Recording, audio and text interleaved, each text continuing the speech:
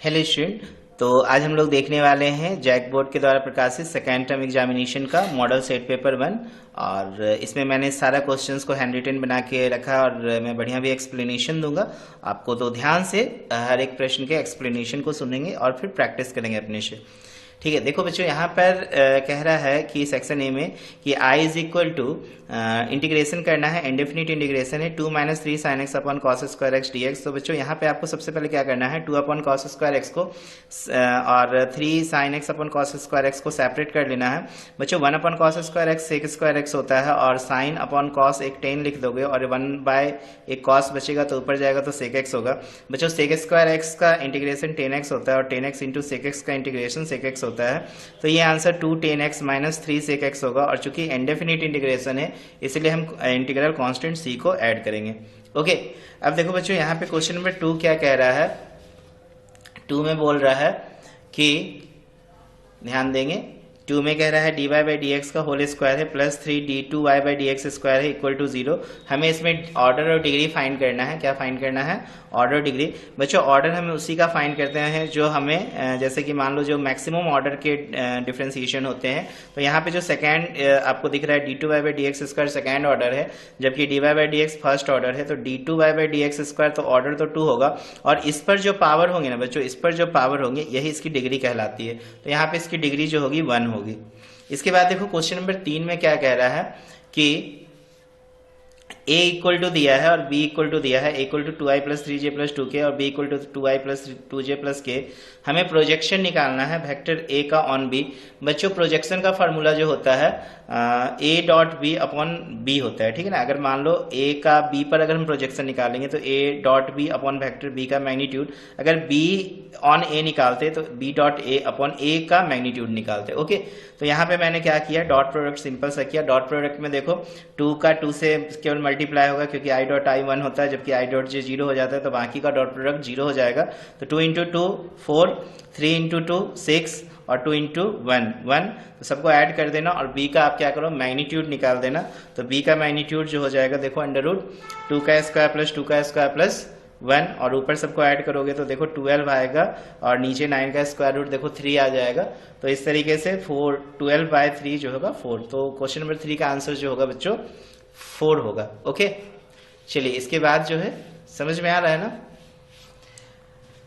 Question number 4 देखो, 4 में देखो क्या कह रहा है, if the position vector of a point 3, -2 6 b a vector a find a का मैग्नीट्यूड।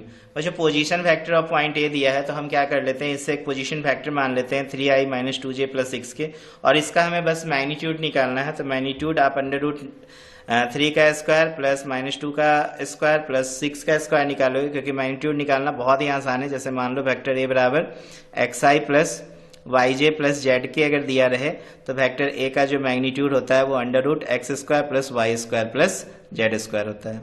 ओके, इसके बाद देखो सेकेंड क्वेश्चन क्या कह रहा है कि if a line has a direction ratio 2, -1 और -2 हो तो डिटरमाइन द डायरेक्शन कोसाइन। बच्चों यहाँ पे डायरेक्शन रेशियो दिया है तो हमने डायरेक्शन रेशियो को ABC मान लिया, 2 -1 -2 जो दिया हुआ है, और डायरेक्शन कोसाइन का फॉर्मूला लगा दिया। L बराबर a upon under root a square plus b square plus c square, m बराबर b upon under root a square plus b square plus c square, और n बराबर हमने लगा दिया क्या चीज, c अपॉन अंडर रूट, देखो n is equal to c upon under root a square plus b square plus c square. अब कुछ नहीं किया, बस यहाँ पे आपको क्या करना है, वैल्यू पुट कर देना है। a की जगह पे ये और फिर ABC की जगह पे ये सारा वैल्यू पुट करना है। तो आंसर जो आएगा बच्चों, पहला जो डायरेक्शन कोसाइन है वो 2/3 होगा, दूसरा -1/3 होगा और फिर n जो होगा -2/3 होगा। तो आई होप आपको समझ में आया होगा क्वेश्चन नंबर 5 का सोल्यूशन। ओके, इसके बाद देखो बच्चों क्वेश्चन नंबर 6 में देखो कह रहा है कि find the direction cosine of line segment joining the point A and B। बच्चों यहाँ पर हमसे डायरेक्शन कोसाइन बोल रहा है, लेकिन अब की A और B का कोऑर्डिनेट दिया, तो हम A और B के कोऑर्डिनेट की मदद से डायरेक्शन रेशियो निकालेंगे। बच्चों डायरेक्शन रेशियो निकालने का बहुत सिंपल सा कहानी है। जैसे मान लो AB है, यहाँ पे x1 y1 z1 कोऑर्डिनेट है और ये x2 y2 और Z2 कोऑर्डिनेट दिया है, तो डायरेक्शन रेशियो जो निकलेगा A, B, C, ये हो जाएगा बच्चों x2 minus x1, y2 minus y1, z2 minus z1, ये जो हो जाएगा डायरेक्शन रेशियो का। तो इसी की मदद से मैंने डायरेक्शन रेशियो निकाला और फिर पिछला वाला जो फार्मूला मैंने लगाया था LMN निकालने के लिए, a बट्टा under root a square plus b square plus c square और m बराबर ये और n बराबर ये। इस तरीके से आप कैलकुलेशन कर सकते हो LMN निकालने का। बहुत ही आसान है, पिछला क्वेश्चन की तरह है। ओके, इसके बाद देखो बच्चों क्वेश्चन नंबर 7 देखो कह रहा है P ऑफ A दिया है 7/13, P ऑफ B दिया है 9/13, तो P of A intersection B भी दिया है 4/13। तो हमसे पूछ रहा है P ऑफ A पूछ रहा है व्हेन B इज हैपनिंग। देखो यहाँ पे घटना है, प्रोबेबिलिटी जो है पॉसिबिलिटीज है कि A आपकी प्रोबेबिलिटी बोल रहा है जब B अकर होगा और B की प्रोबेबिलिटी पूछ रहा है जब A अकर्ड होगा, ठीक है ना। तो यहाँ पे सिंपल सा फॉर्मूला लगाओगे, P of A when B is has occurred, P of A intersection B upon P of B, और P ऑफ B निकालोगे when A has occurred, then P of B intersection A upon P of A। कुछ नहीं करना, बस ये value आपको दिया है, इसको पुट कर देना है और इसी से आंसर से निकाल सकते हैं। क्लियर है ना। चलो इसके बाद देखो क्वेश्चन नंबर 8। देखो बच्चों एवेलुएट करना है I equal to cos to the power 4x। बच्चों मैंने यहाँ पर क्या किया है, कॉस टू द पावर 4 को हमने लिख दिया है कॉस स्क्वायर एक्स का होल स्क्वायर। ओके, अब देखो बच्चों कॉस स्क्वायर एक्स का फॉर्मूला आपने पढ़ा होगा। कॉस स्क्वायर एक्स जो होता है 1 plus cos 2x divided by 2 होता है। कैसे होता है याद है, cos 2 थीटा आपने पढ़ा था ना, 2 cos स्क्वायर थीटा माइनस 1, तो यही देखो माइनस 1 इधर ले आओगे तो 1 प्लस cos 2 थीटा होगा और ये 2 से डिवाइड करोगे तो cos स्क्वायर थीटा जो होगा 1 प्लस cos 2 थीटा बाय 2। तो इसका मैंने स्क्वायर निकाला। अब इसका मैंने ऊपर में क्या किया, a प्लस बी का होल स्क्वायर को ब्रेक किया तो a square plus b square plus 2ab, 2 का स्क्वायर देखो 4 है। अब ये 1/4 को मैंने अलग कर दिया, इंटीग्रेशन कर दिया इसका, फिर 1/4 cos स्क्वायर 2x को अलग कर लिया और 2/4 cos 2x को अलग कर लिया। अब देखो dx का इंटीग्रेशन x होगा, ठीक है, और 1/4 तो है ही यहाँ पे, तो x/4, ये 1/4। अब cos स्क्वायर 2x को फिर से मैंने फार्मूला में लिख दिया 1 plus cos 4x divided by 2। Okay, dx, फिर ये देखो 1/2 हो गया, 2 जा 4, और cos 2x का इंटीग्रेशन sin 2x और जो x की कोएफिशिएंट है उससे हमने डिवाइड कर दिया। फिर यहाँ पे देखो x/4 तो है ही, और ये देखो यहाँ पे फिर से आप अलग करोगे 1/4 को 1/2 से मल्टीप्लाई करोगे तो 1/8 देखो पूरा बाहर हो गया, तो ये dx इंटू 1 dx का इंटीग्रेशन, और यहाँ पर देखो 1/4 इंटू 1/2, 1/8 तो पूरा मैंने बाहर रखा है, तो cos 4x का integration plus 1/4 sin 2x। Okay, तो इसी चीज को हमने फिर यहाँ पे क्या किया, x/4 और ये जो अंदर में dx का इंटीग्रेशन x निकला था, ये वाला, ये जो dx का इंटीग्रेशन x निकला है उसको लिख दिया, और ये sin 4x अपॉन 4 किया cos 4x का, और फिर 1/8 से दोनों में मैंने क्या किया, मल्टीप्लाई किया, तो x/8, तो ये x/4 में x/8 ऐड हो जाएगा, 1/8 इंटू 4 1/32 sin 4x और 1/4 sin 2x, ये दोनों को ऐड कर देना। चूंकि इनडेफिनिट इंटीग्रेशन है तो इंटीग्रल कांस्टेंट c हमें ऐड करना पड़ेगा। ठीक है, ये सेक्शन बी का क्वेश्चन नंबर 8 था। इसके बाद देखो बच्चों क्वेश्चन नंबर 9 में क्या कह रहा है कि I is equal to x sine inverse x है और under root 1 minus x square d x है। इसका हमें इंटीग्रेशन करना है। बच्चों हमने क्या किया है, साइन इनवर्स एक्स को जेड माना, ठीक है ना, आपको भी मानना होगा, साइन इनवर्स एक्स को जेड मानोगे। ऐसा इसलिए माना क्योंकि हमें पता है साइन इनवर्स एक्स की जो डिफरेंशिएशन होती है 1 बट्टा under root 1 minus x square होता है, और ये d z by d x इधर आ गया, तो 1 बट्टा under root 1 minus x square d x बराबर क्या होगा, डी जेड होगा। और साइन इनवर्स एक्स को आपने जेड लिखा तो एक्स बराबर क्या होगा, साइन जेड होगा। अब चूंकि एक्स बराबर साइन जेड, तो यहाँ पे कॉस जेड भी मैंने निकाल लिया क्योंकि इसकी वैल्यू आगे जरूरत पड़ेगी। कॉस जेड बराबर under root 1 minus sine square z, under root 1 minus x square. तो यहाँ पे देखो मैंने क्या किया, i is equal to value put किया, एक्स की जगह पे ये साइन जेड पुट किया, देखो साइन जेड, और साइन इनवर्स एक्स के जगह पे मैंने ये जेड पुट किया, देखो ये एक्स के जगह पे मैंने इसको पुट किया, और साइन इनवर्स एक्स के जगह पे हमने जेड को पुट किया, और ये डी एक्स बटा under root 1 minus x square की जगह डी जेड पुट किया। अब हमने यहाँ पे जो आपने इंटीग्रेशन बाय पार्ट्स का फॉर्मूला पढ़ा है, यू भी डी एक्स का इंटीग्रेशन, u को निकालते हो तो v dx माइनस जिसको निकालते हो उसकी डिफ्रेंसिएशन करते हो, फिर v dx, और ये पूरा के कैलकुलेशन का इंटीग्रेशन करते हो। यही मैंने फार्मूला जो है बच्चों यहाँ पर लगा दिया। हमने u को मान लिया z और v को मान लिया साइन z। इसके बाद हमने फार्मूला लगा दिया, यही u v d x minus d u by d x v d x और फिर पूरा का इंटीग्रेशन। तो यहाँ पे देखो साइन जेड का आपने इंटीग्रेशन कॉस जेड निकाला, डी जेड 1 हो गया, साइन जेड का माइनस कॉस जेड, फिर डी जेड, ये माइनस माइनस प्लस हो गया। इसके बाद आप यहाँ पे वैल्यू पुट कर सकते हो लास्ट में, जैसे minus Z cos Z plus sine Z, तो जेड कॉस जेड। तो यहाँ पे देखो ये जो है साइन जेड की वैल्यू कितनी है x, और जेड की वैल्यू अगर हम इससे निकाल लेते हैं अगर साइन इनवर्स एक्स, तो ये साइन इनवर्स एक्स हमने पुट किया, कॉस जेड बराबर under root 1 minus x square, तो यहाँ पे under root 1 minus x square हमने पुट किया, और प्लस साइन जेड बराबर एक्स, तो ये हमने एक्स पुट कर दिया। ओके, कोई दिक्कत नहीं। इसी को आप लिख दो, एक्स को मैंने पहले लिख दिया और फिर बाद में हमने लिख दिया minus under root 1 minus x square sine inverse x plus c. तो इस तरीके से आप इंटीग्रेशन कर सकते हैं। ओके, इसके बाद देखो बच्चों क्वेश्चन नंबर 10 में जो दिया है, देखो यहाँ पर 10 में क्वेश्चन क्या कह रहा है कि एवेल्युएट आई बराबर 1 to 2 1 by x minus 1 by 2x square e to the power 2x और dx। बच्चे बहुत ही अच्छा सवाल है और बड़ा इंटरेस्टिंग है, क्योंकि यहाँ पे बच्चे बहुत ज़्यादा फंसते हैं। देखो यहाँ पर हमने क्या किया, 2x को z मान लिया है, तो 2x को हमने z माना, तो इसकी डिफ्रेंसिएशन हमने किया, तो 2 into 1 x का 1 और ये dz by dx, तो ये dx को इधर ले गया तो dz by 2 हो गया। अब हमने क्या किया, लिमिट चेंज कर दिया, जैसे x का मान अगर 1 लेंगे तो यहाँ पे z की वैल्यू 2 into 1 तो 2 हो जाएगा, x की वैल्यू अगर 2 लेंगे तो z की वैल्यू 2 into 2 4 हो जाएगा। अब देखो यहाँ पे कैसे आप पुट करोगे, जैसे ये 1 से 2 जो हो गया, 2 से 4 हो गया, ये 1 by x का वैल्यू देखो हमने यहाँ से निकाला 2x बराबर z, तो हमने z को इधर ले गया, x को इधर लाया, तो ये 2 by z बराबर 1 by x आ गया ना।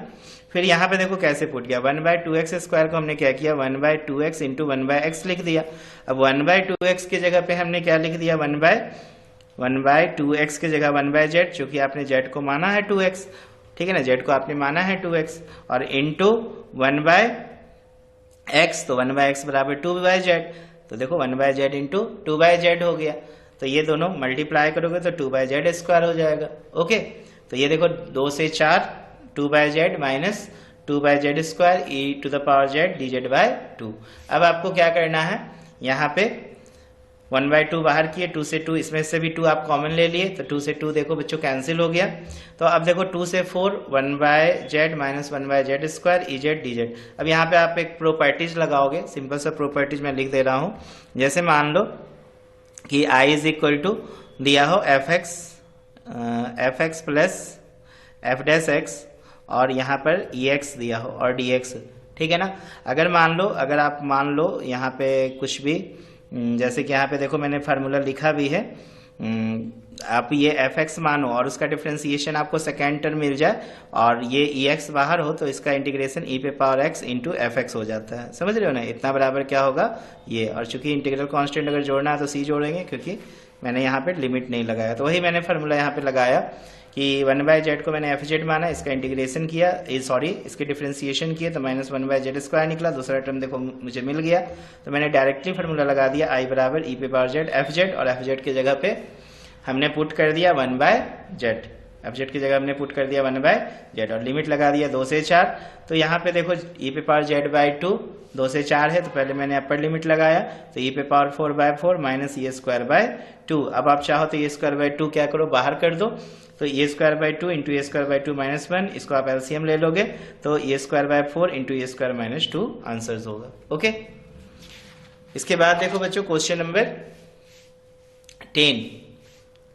10 में देखो क्या कह रहा है,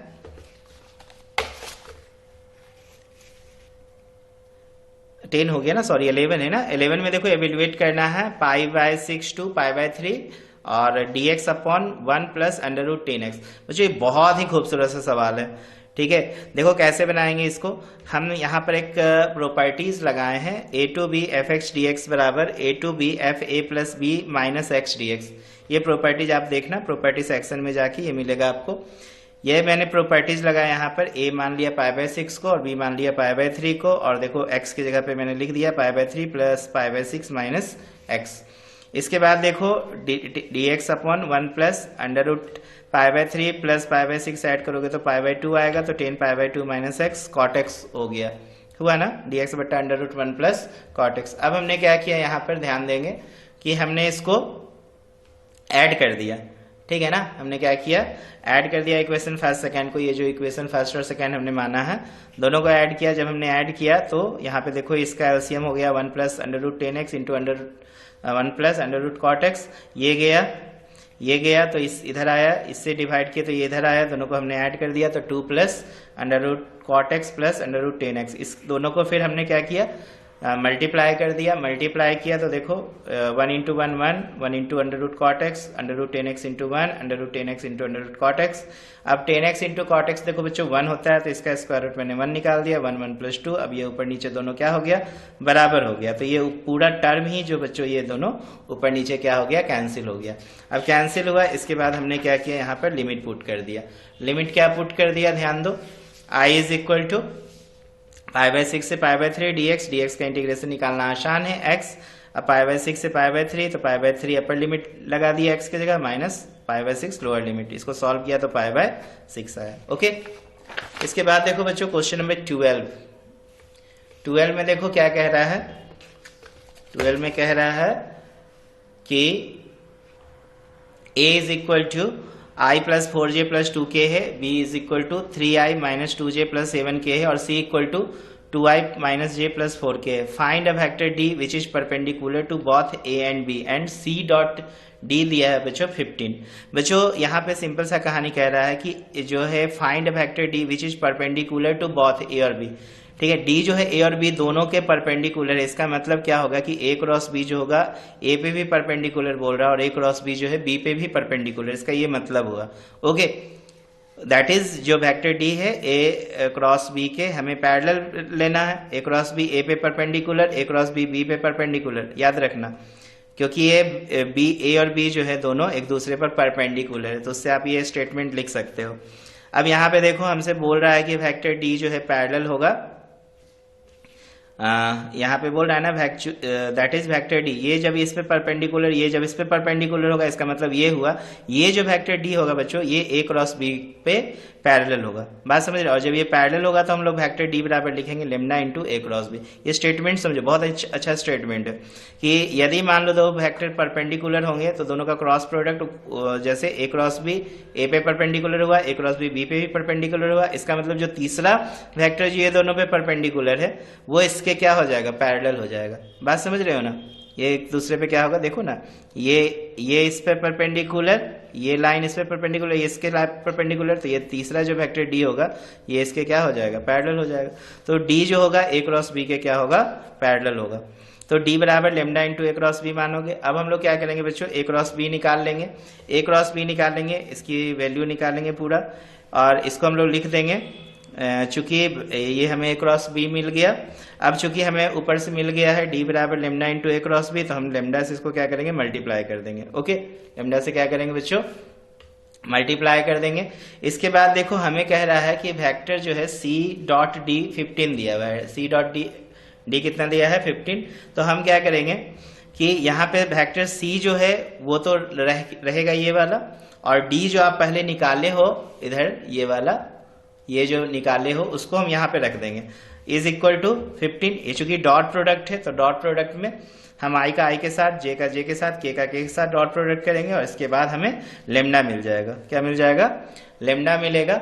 और यही लेमडा का वैल्यू बच्चों हम यहाँ पर क्या करेंगे, पुट कर देंगे वेक्टर डी बराबर 32 इंटू देखो 32 into lambda I minus lambda J minus 14 lambda के, तो लेमडा का वैल्यू पुट करोगे तो वेक्टर डी आंसर्स मिलेंगे। ओके, इसके बाद देखो क्वेश्चन नंबर 13 देखो बच्चों क्या कह रहा है कि find the angle between the following pairs of line, r बराबर 3i plus j minus 2k plus lambda into i minus j minus 2k, and r बराबर 2i minus j minus 56k plus mu into 3i minus 5j minus 4k है।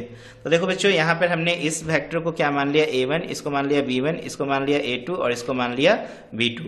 अब हम यहाँ पे simple cos theta लगा दे रहे हैं। cos theta का formula b1 dot b2 upon b1 का मैग्नीट्यूड इंटू b2 का मैग्नीट्यूड। तो हमने ये b1 और इस b1 और b2 का डॉट प्रोडक्ट निकाला, फिर ये दोनों का नीचे में मैग्नीट्यूड लगा दिया। ओके, लगा दिया। इसके बाद सबको आप आई का आई के साथ, जे का जे के साथ, के का के साथ डॉट प्रोडक्ट करो, और फिर इसको आप यहाँ पे लिख सकते हो cos theta is equal to जितना कैलकुलेशन होके आएगा, और ये cos थीटा का वैल्यू जो हमें मिला 8/5√3, ठीक है ना।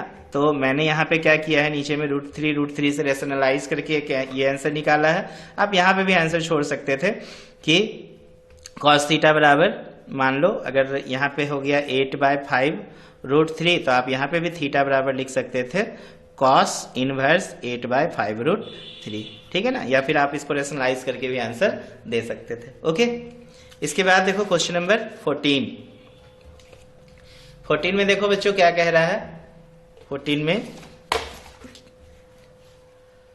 बोल रहा है कि assume that each born child is equally likely to be a boy और girl if a family has 2 children, what is the conditional probability that both are girl given that youngest is a girl and at least one is a girl. बच्चों यहाँ पर देखो कह रहा है कि each born child is equally likely to a boy and girl.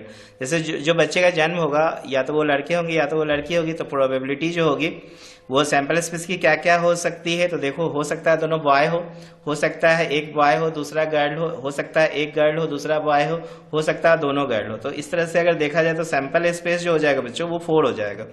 अब पहला में बोल रहा है यंगेस्ट इज गर्ल, इसका मतलब मान लो दोनों जो है वो क्या हो, गर्ल हो, तो उसकी एक घटना जो हो जाएगी वो जी और जी हो जाएगा, दोनों घटना होगा ना। यहाँ पर देखो हमसे ये ना बोला था कि what is the conditional probability that both are girl, तो हम लोग अब इसकी क्या निकालेंगे।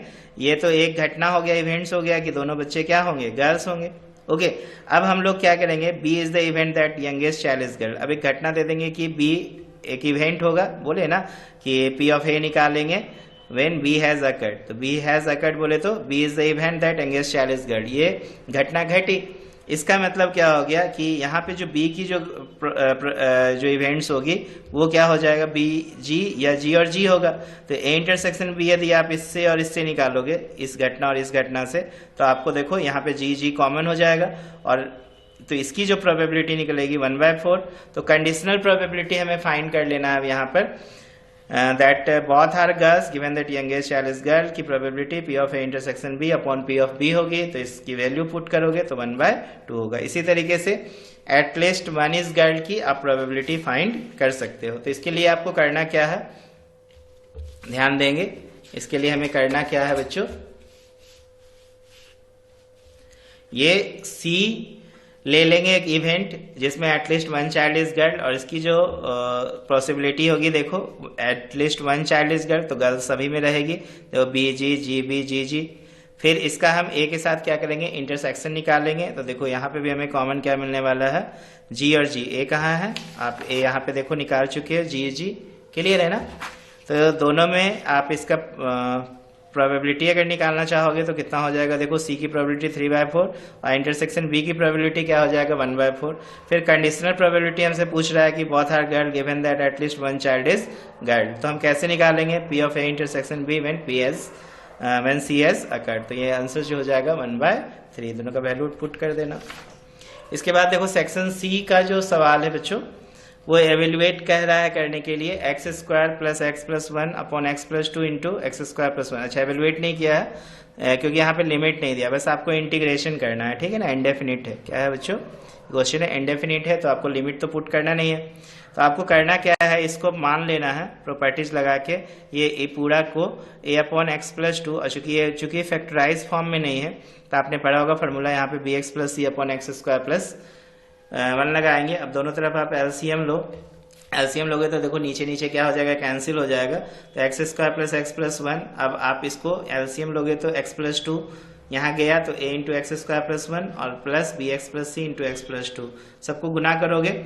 ये गुना करने के बाद ये इस तरह का कैलकुलेशन देखना आएगा, कैलकुलेशन आएगा, उसके बाद आपको करना क्या है कि ये सबको कंपेयर कर देना है। जैसे x² का कोएफिशिएंट यहाँ 1 है, तो देखो ये a + b = 1 हो जाएगा, ठीक है ना। a + b कितना होगा 1, 2b + c देखो 1 हो जाएगा, और a + 2c भी देखो 1 होगा। इसके बाद आपको क्या करना है, इस इक्वेशन को सॉल्व करना है। जैसे फर्स्ट मैंने दोनों को सॉल्व किया, फर्स्ट को 2 से मल्टीप्लाई किया -2, अब ये सब तो आपको पता होना चाहिए, 12 के बच्चे हैं आप तो, ठीक है। इसके बाद देखो आपको करना क्या है, यहाँ पर कि इक्वेशन थर्ड और फोर्थ को भी सॉल्व करना है, इसे एबीसी आपके पास निकल जाएगा।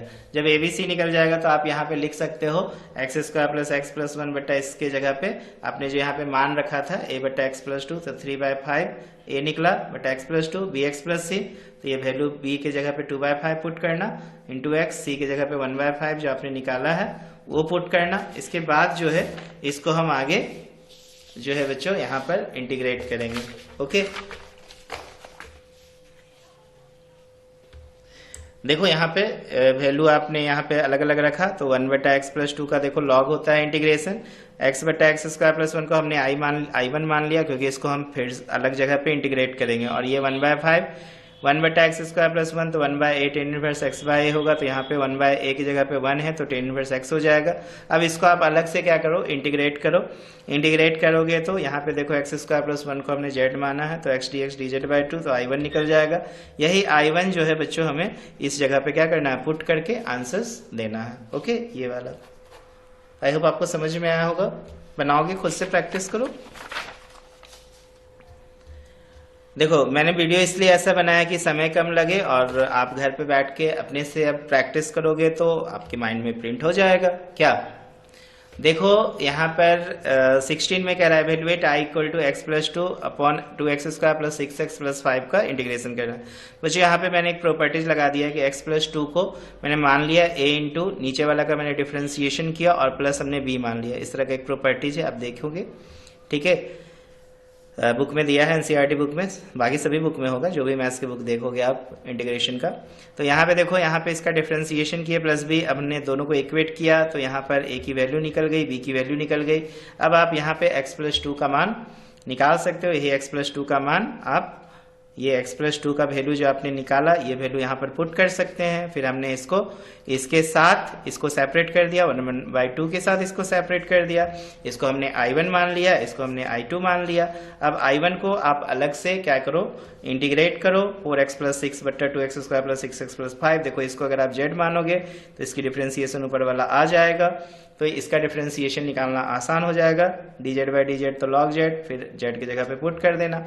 फिर आप i2 को लेना, फिर i2 को लेंगे तो देखो यहाँ पर क्या आ जाएगा, i2 1/2x square plus 6x plus 5। तो इसको हम कंप्लीटिंग स्क्वायर मेथड से ब्रेक करेंगे, कंप्लीटिंग स्क्वायर मेथड से ब्रेक करेंगे तो ये फार्मूला आएगा।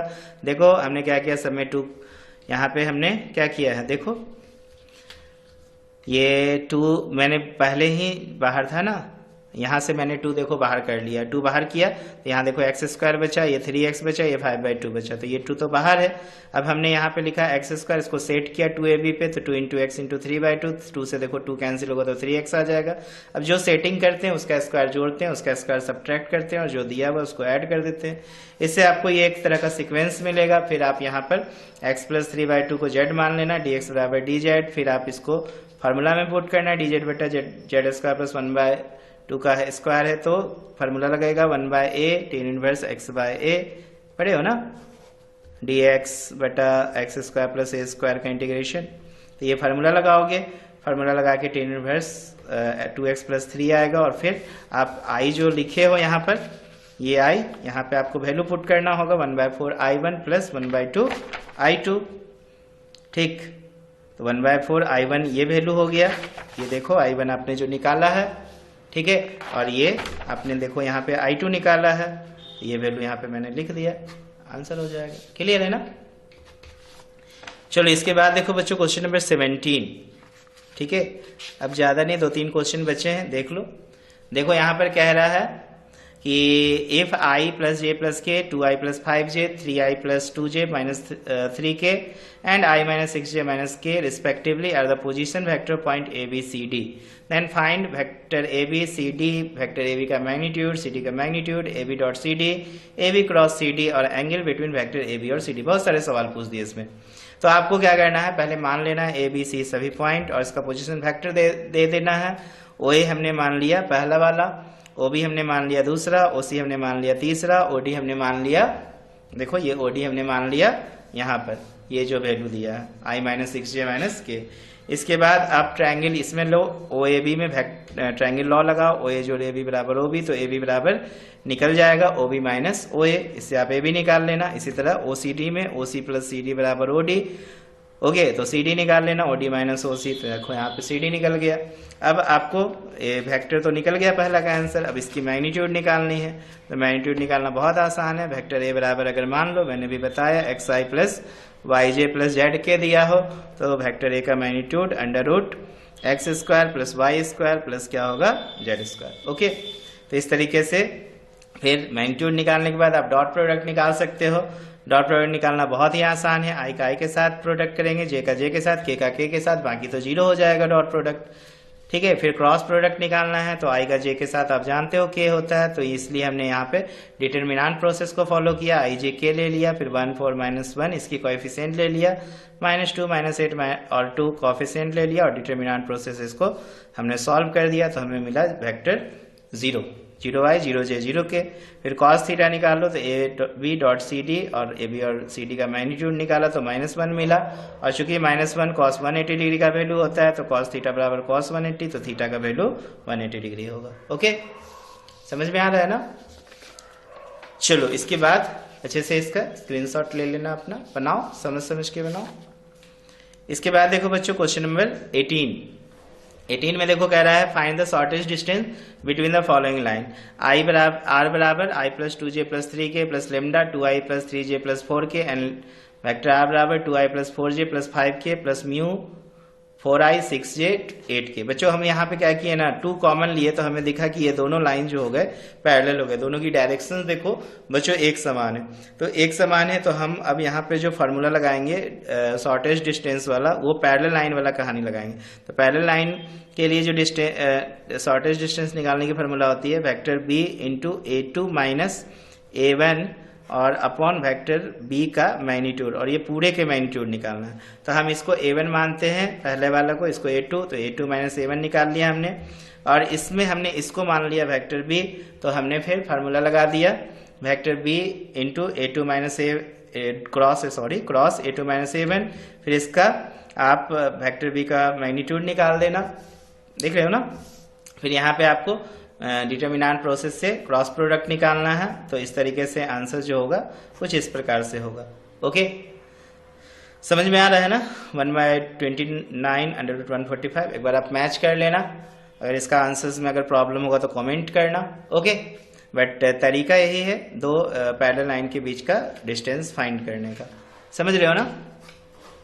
ओके, क्योंकि यहाँ पे एग्जैक्टली पैरेलल लाइन दिया नहीं था, लेकिन हमने जब 2 कॉमन लिया तो हमें दिखा कि ये दोनों लाइंस जो है पैरेलल हैं, क्योंकि दोनों की डायरेक्शंस एक है, तो हमने बी सिर्फ इसको मान के रखा है, ओके।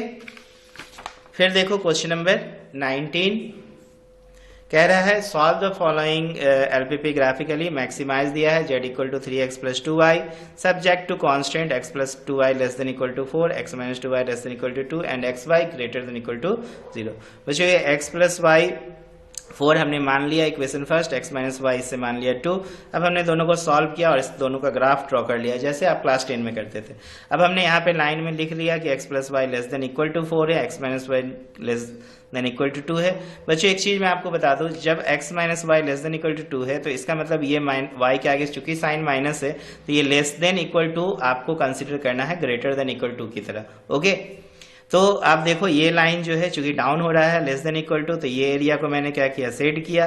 ये एरिया चूंकि हो रहा था लेस, लेकिन माइनस की वजह से ग्रेटर हो गया, तो ये एरिया का मैंने ऊपर तरह से मैंने सेट किया, तो हमें ये रीजन मिला एक्स एक्सिस में। तो एक्स एक्सिस में देखो एक मैंने ये पॉइंट लिया, एक ये पॉइंट लिया, एक ये पॉइंट, एक ये पॉइंट, ये 4 पॉइंट्स पे 0 0 3 1 0 4 2 0 पे देखो 3 1 2 0 0 4 0 0 पे हमने z निकाला, तो हमें ये z की वैल्यू जो है 3 1 पे मैक्सिमम मिली, समझ रहे हो ना? 3 1 पे क्या मिली, मैक्सिमम मिली, तो z मैक्सिमाइज हो जाएगा 3 1 पे और मैक्सिमम वैल्यू जो होगी 11 होगी। तो आई होप आपको सारे प्रश्न का आंसर अच्छे से समझ में आया होगा। तो बच्चों हमारे चैनल पर अगर नए हैं तो चैनल को सब्सक्राइब करो, लाइक करो, कमेंट करो और अपने दोस्तों के बीच शेयर करो। Okay, thank you.